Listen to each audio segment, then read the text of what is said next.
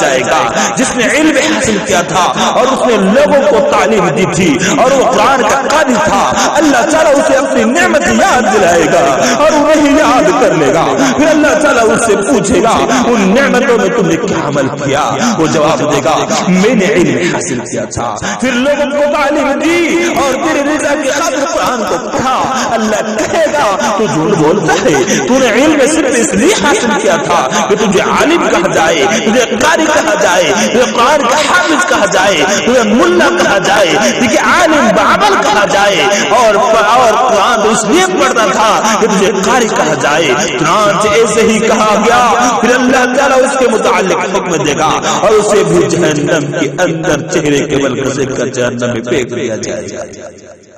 پھر ایک تیسرے شخص کو لایا جائے گا جسے اللہ تعالیٰ نے نماز سے نوازا تھا، اس کے پاس بہت سارے مال موجود تھی، اللہ نے اس کو دی تھی، اسے ہر قسم کا مال عطا کیا تھا. اللہ تعالیٰ اسے بھی اپنی نعمت یاد دلائے گا اور انہیں یاد کر لے گا. پھر اللہ تعالیٰ اس سے پوچھے گا وہ نعمتوں میں تم نے کیا عمل کیا تھا؟ وہ جواب دے گا جہاں کہیں خرچ کرنا تجھے پسند تھا وہاں میں نے محض تیرے رضا کی خاطر خرچ کیا، اور ایسے کوئی جگہ میں نے چوری نہیں چھوڑی نہیں. اللہ تعالیٰ کہے گا تو جھوٹ بولتا ہے، تو نے تو محض اس لیے خرچ کیا تھا کہ تجھے سخی کہا جائے، تجھے دان کرنے والا کہا جائے. چنانچہ ایسا ہی کہا گیا. پھر اللہ تعالیٰ اس کے متعلق حکم دے گا اور اسے بھی چہرے کے بل گھسیٹ کر جہنم میں پھینک دیا جائے گا.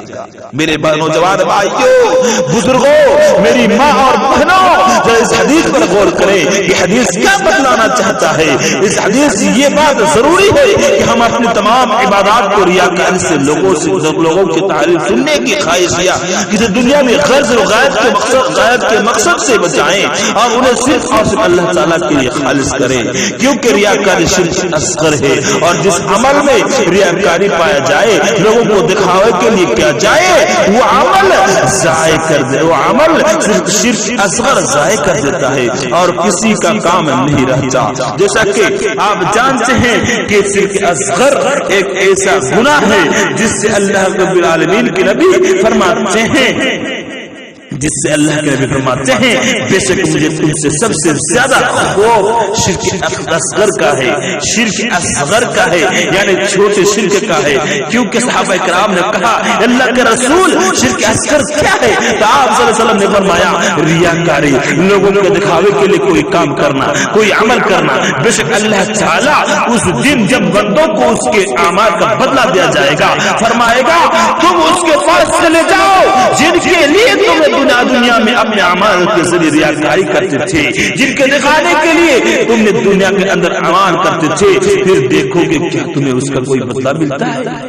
اللہ لوگوں سے کہے گا تم جس کو دکھانے کے لیے تم کام کرتے تھے، جس کو دکھانے کے لیے زیادہ چندہ دیا کرتے تھے، جس کو دکھانے کے لیے نمازیں روزہ حج زکات دیا کرتے تھے، کیا کرتے تھے، اس کے پاس تم چلے جاؤ. میرے نوجوان بھائیوں، بزرگوں، میری ماں اور بہنوں، آپ جب بھی چھوٹے سے چھوٹے اعمال کریں تو اپنے رب کو خوش کرنے کے لیے، خالص اپنے رب کو دکھانے کے لیے، اپنے رب کی خوشنودی کی خاطر کریں. کیونکہ ریاکاری نہ کریں، لوگوں کو دکھاوے کے لیے نہ کریں، دنیا کے مقصد سے نہ کریں، اخروی دنیا اللہ کو خوش کرنے کے مقصد سے کریں تاکہ اللہ رب العالمین خوش ہوں اور ہم ریاکاری جیسی بدترین جگہ سے، بدترین اعمال سے بچ جائیں. اللہ سے دعا ہے کہ اللہ تو ہمیں ریاکاری سے بچنے کی اور اسے ہمیشہ ہمیشہ بہت دور رہنے کی توفیق عطا فرما.